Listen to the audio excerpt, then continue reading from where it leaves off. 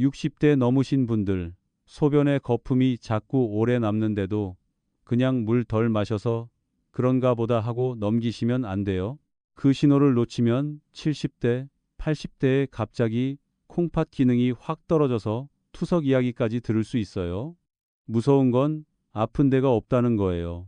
조용히 망가져요. 진짜 이게 더 무서워요. 대한신장학회 자료를 보면 70세 이상 어르신 4분 중 1분 이상은 이미 만성 콩팥병을 갖고 있는 것으로 봐요. 그런데 많은 분들이 모릅니다. 왜냐하면 콩팥은 기능이 절반 가까이 떨어질 때까지도 특별한 통증이 없는 경우가 많거든요. 그러니까 몸은 계속 신호를 보내는데 사람은 괜찮은 줄 알아요. 여기서 늦어져요. 실제로 국내 병원 외래에서 소변 거품 때문에 검사한 분들 가운데 적지 않은 분들에서 단백뇨나 미세알부민뇨가 확인됐다는 보고들이 있어요. 대략 5명 중 1명 안팎에서 의미 있는 단백뇨가 잡히고 10명 중 3명 정도는 초기 신장 손상을 의심할 수 있는 변화가 보인다는 식이에요. 물론 거품이 보인다고 다 병은 아니에요. 근데 그걸 매번 그냥 넘기는 게 문제예요. 차이가 여기서 갈려요. 그리고 이건 숫자보다 더 와닿는 얘기예요. 76세 김영자 어르신이 처음 오셨을 때 하신 말이 딱 이거였어요. 아침에 소변 보면 거품이 좀 있는데 금방 없어지니까 대수롭지 않게 넘겼어요. 피곤해서 그런 줄 아셨대요. 근데 검사해 보니까 미세알부민뇨가 있었고 혈압도 생각보다 높았어요. 다행히 아직 늦지는 않았어요. 식탁을 바꾸고 짠 반찬을 줄이고 채소 먹는 방식을 조절하고 건강즙을 끊고 나서 3개월 뒤 수치가 조금씩 안정됐어요.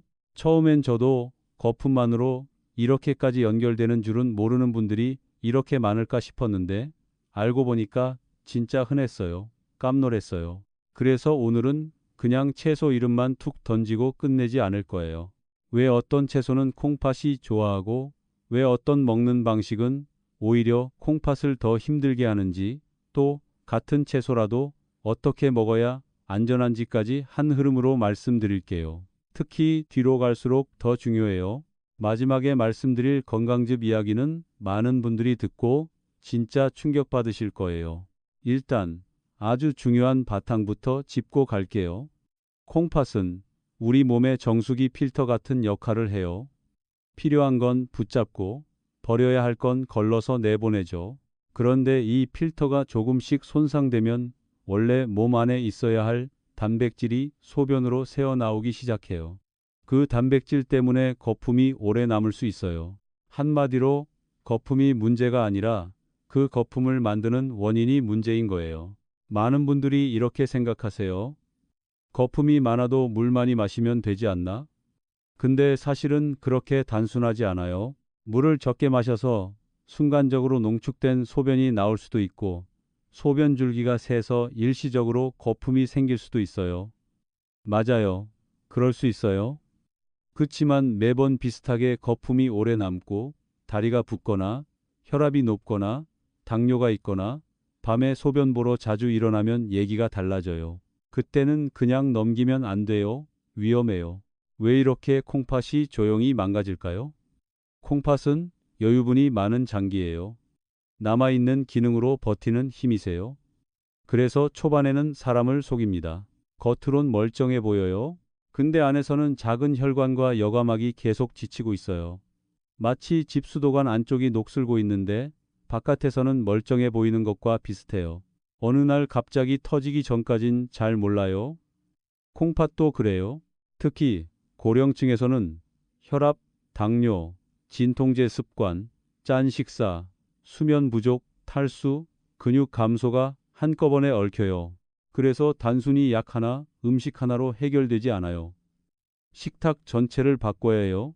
근데 반대로 말하면 희망도 있어요. 콩팥은 생활 습관의 영향을 정말 많이 받거든요.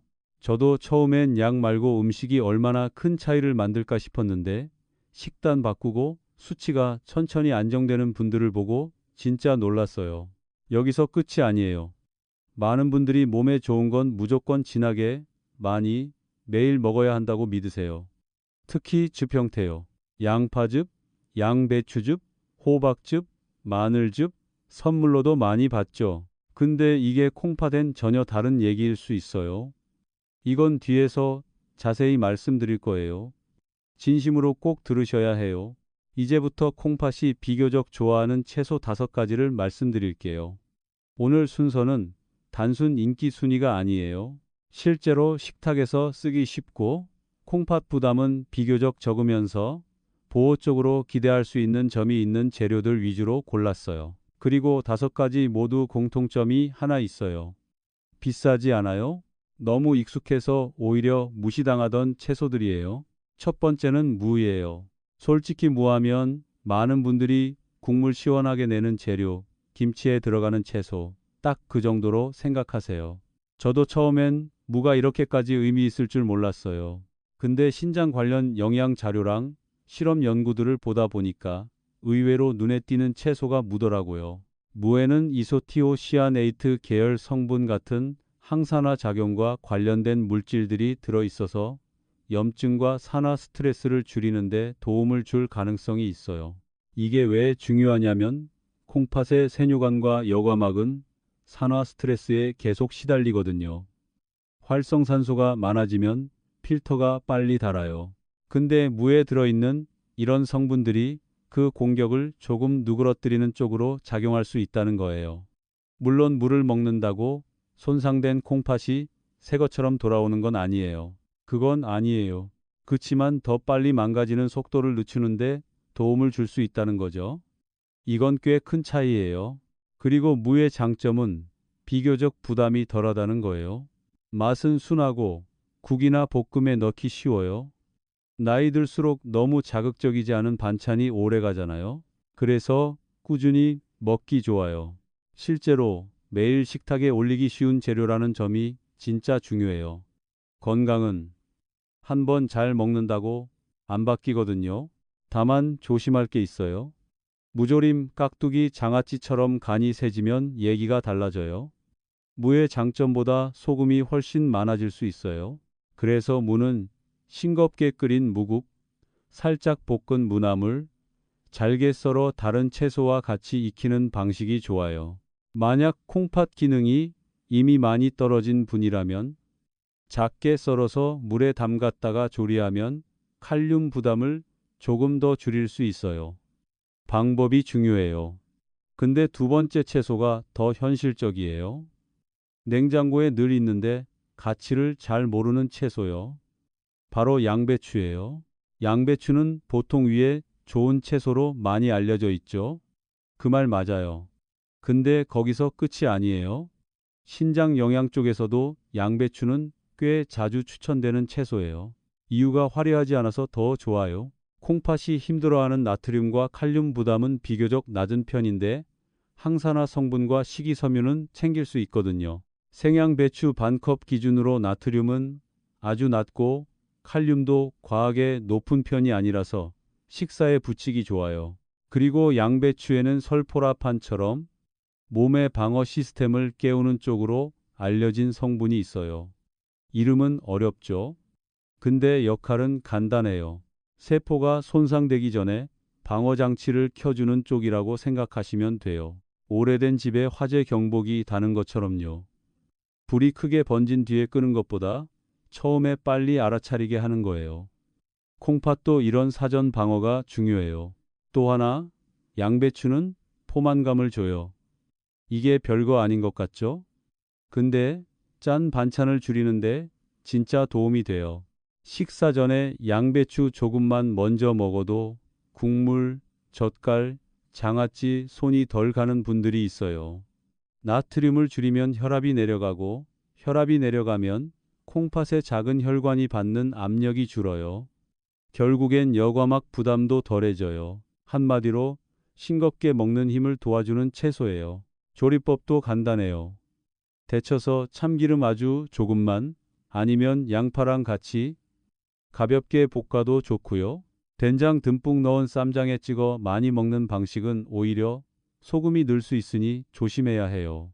처음엔 몸에 좋은 채소만 챙기면 되는 줄 알았는데 알고 보니까 간이 더 중요하더라고요.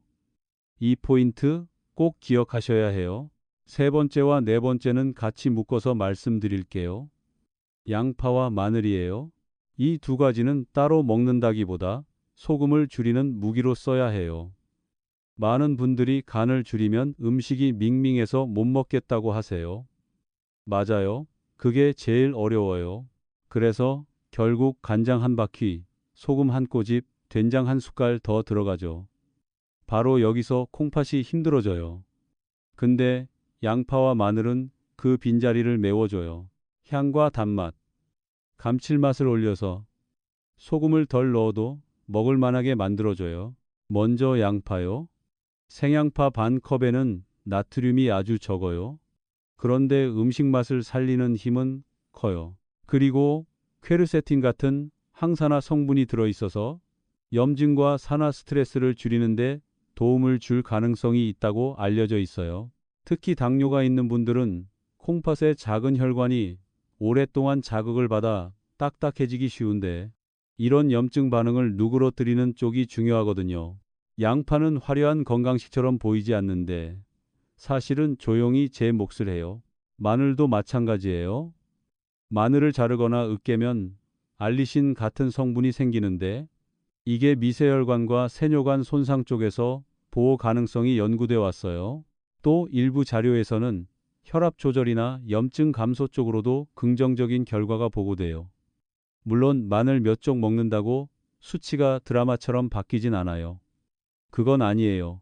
그치만 매일 음식 맛을 내는 자리에 마늘이 들어가면 소금이 줄고 그게 쌓이면 콩팥엔 훨씬 현실적인 도움이 돼요.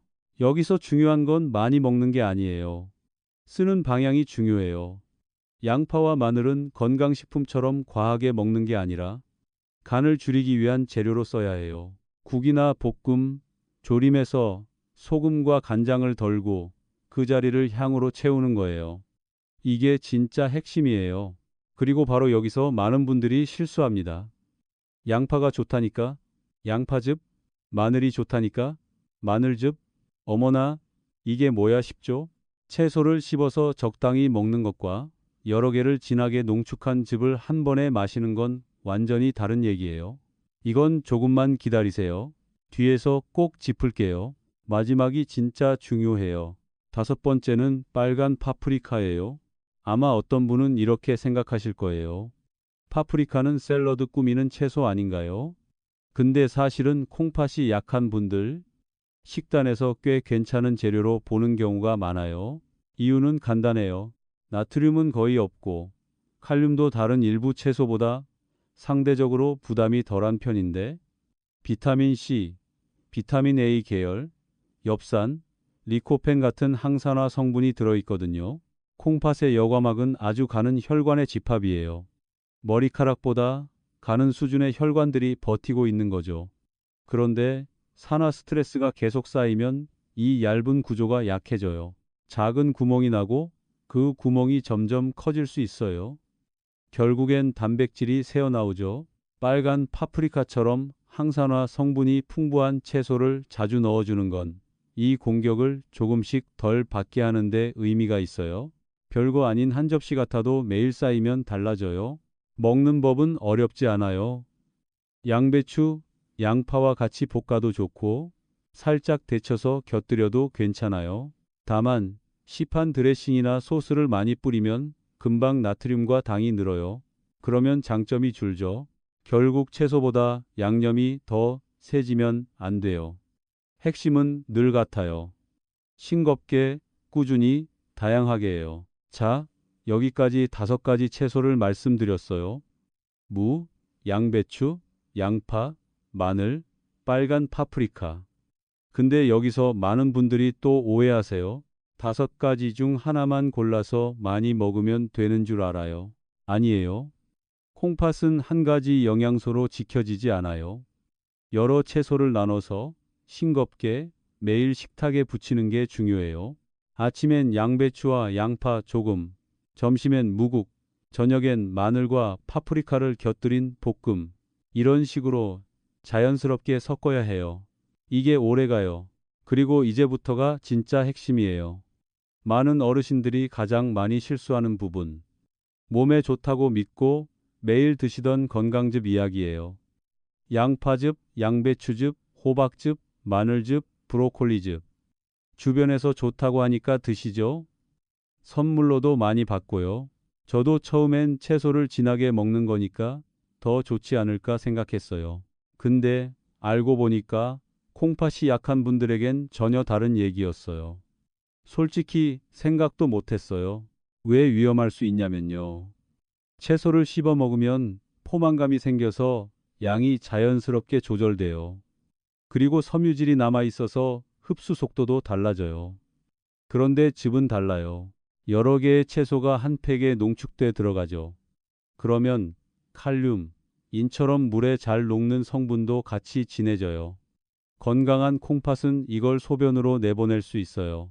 근데 기능이 떨어진 콩팥은 충분히 못 내보낼 수 있어요. 결국 몸속에 쌓여요. 특히 칼륨이 문제예요. 칼륨은 원래 몸에 꼭 필요한 미네랄이에요.